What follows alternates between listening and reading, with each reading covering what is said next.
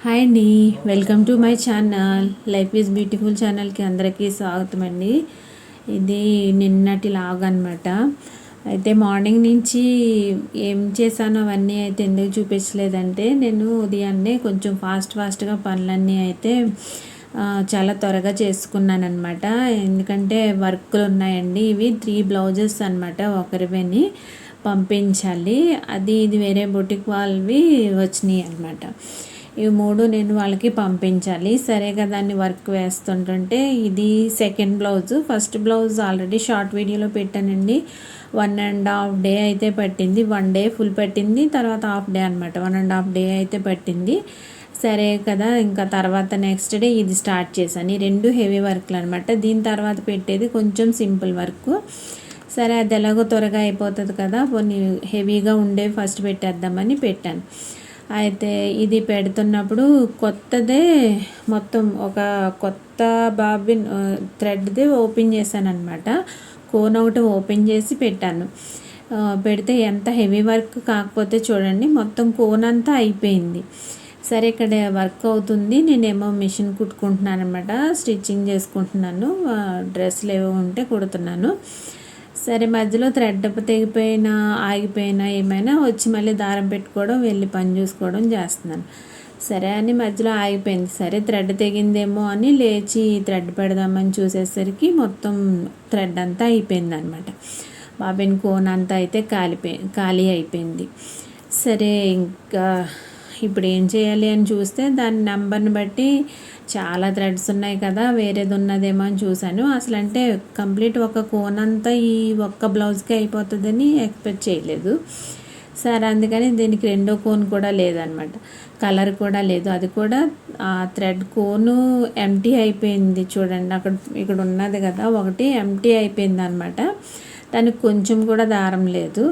ఇప్పుడు ఇదేమో already work సగంలో ఉంది. ఫ్రంట్ బ్యాక్ అయిపోయింది. హ్యాండ్ ఆఫ్ అయ్యింది అనమాట. 1 హ్యాండ్ ఆఫ్ అయ్యింది. ఇప్పుడు దారం అయిపోయింది. ఇప్పుడు దాన్ని ఫ్రేమ్ నుంచి దాన్ని తీయడానికి లేదు. ఫ్రేమ్ నుంచి తీయకుండా అయితే దీన్ని పట్టుకుని వెళ్ళి, అంటే వేరే రకరకాల కంపెనీలు ఉంటాయి కదా, ఏ కంపెనీలోనన్నా సరే కలర్ ఉందేమో తీసుకురావాలి అనుకున్నా కూడా ఇది కొంచెం కూడా థ్రెడ్ లేదు.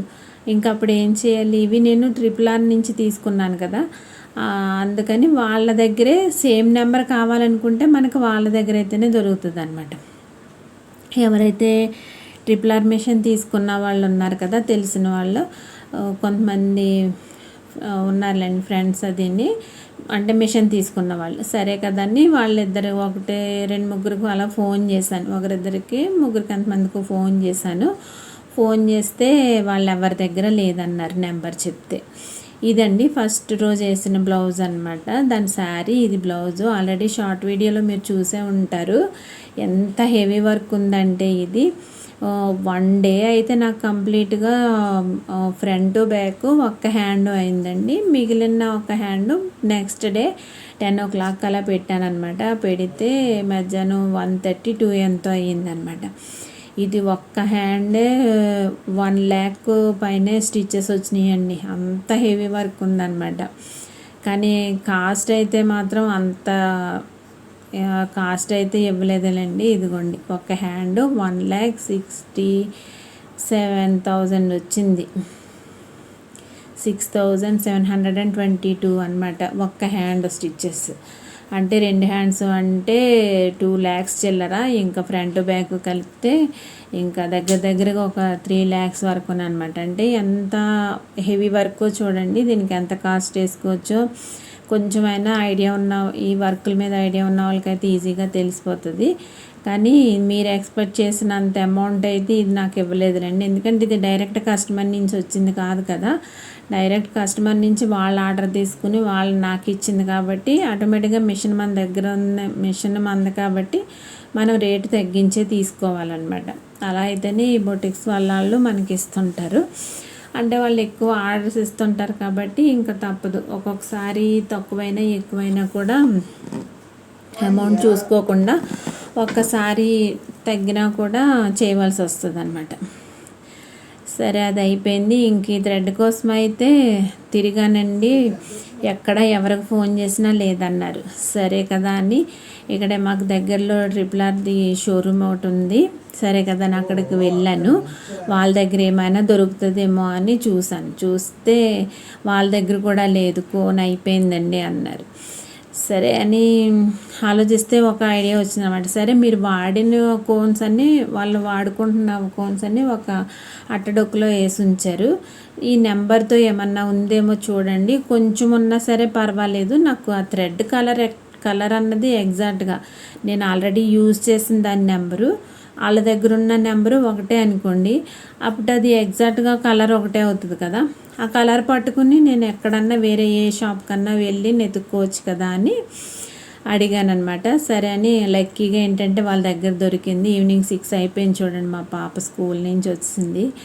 వర్షం పడుతుంది కదా బయట, ఉదయం నుంచి ఫుల్ రెయిన్ అండి మాకైతే. అలాగే వెళ్ళింది. నేను కూడా మధ్యాహ్నం మీ కోన్ కోసం అలాగే వెళ్ళాను అనమాట. వాళ్ళ దగ్గర నుంచి ఆ కొంచెం ఉన్న కోన్ తీసుకుని మళ్ళీ వేరే షాప్స్కి అది వెళ్ళి అక్కడ పెద్ద కోన్ అయితే దొరకలేదు, కానీ ఏదైనా సరే ఇంకేంటంటే ఆ కలర్ ఎగ్జాక్ట్ కలర్ అయితే కావాలి అనుకుని చూస్తే మగ్గం వర్క్లు చేస్తారు కదండి, చిన్న చిన్న థ్రెడ్స్ ఉంటాయి కదా, అది దొరికింది. ఇంక సరే కదా అని అవి 2 తీసుకుని వచ్చి పెట్టి చేశానమాట. అది వర్క్ అయ్యేటప్పటికి ఈవినింగ్ 6 అయిపోయింది. ఈ లోపేమో ఈ సారీస్ ఇచ్చిన ఆవిడేమో నాకు ఫోన్ చేసేస్తున్నారు. ఆవిడకి కస్టమర్ నుంచి ప్రెజర్ ఉంది, ఈవినింగ్ కల్లా ఇచ్చేయపోతే ఆవిడకి అమౌంట్ ఇవ్వరు. మాకు ఈవినింగ్ 7, 8 ఏదో టైం ఇచ్చారట, అప్పటికల్లా అయిపోవాలని. ఈవిడ నాకు డెడ్ లైన్ ఇచ్చింది. ఎందుకంటే ఈవిడ కూడా నాకేంటంటే ఈ 3 బ్లౌజులకి కూడా ఒక్క పైసా కూడా నాకు ఇంకా ఇవ్వలేదన్నమాట. ఇప్పుడు ఆవిడకి నేను ఇన్ టైంకి అందించకపోతే ఆవిడకి కస్టమర్స్ అన్న వాళ్ళు డబ్బులు ఇవ్వకపోతే ఆటోమేటిక్గా నాకు ఇబ్బంది అయిపోతుంది. ఇలాంటి కస్టమర్స్ అయితే ఉంటారులేండి. లాస్ట్ టైం కోవిడ్ టైంలో నేను ఒక కస్టమర్ని అయితే ఇలాంటి కస్టమర్ని ఫేస్ చేశాను.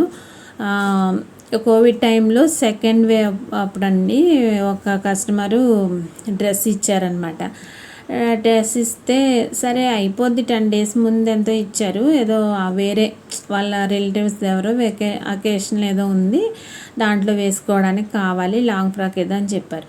సరే కదా అని స్టిచ్ చేసేద్దాం అనుకున్నాను. ఈలోపు సడన్గా మా బావగారు చనిపోవడంతో, అంటే మా వారి వాళ్ళ బ్రదర్ అనమాట, చనిపోవడంతో ఇంకా స్టిచ్ చేయలేదు.